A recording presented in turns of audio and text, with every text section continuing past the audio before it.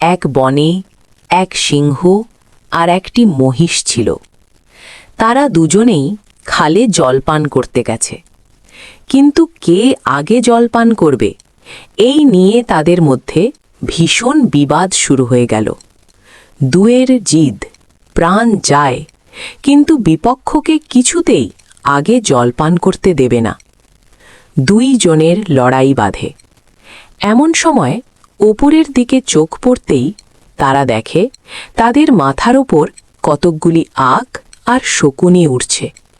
দেখে বুঝতে আর তাদের বাকি রইল না যে লড়াইয়ে যে মারা যাবে তার মাংস খাবার লোভেই ওরা ওখানে উঠছে। এবার দুইজনের মাথাতেই সুবুদ্ধির উদয় হল। পরস্পর পরস্পরকে বলল, না ভাই, আর বিবাদে কাজ নেই। অনর্থক কাক শকুনির আহার হওয়ার চেয়ে বন্ধুর মতো জলপান করাই উচিত আমাদের।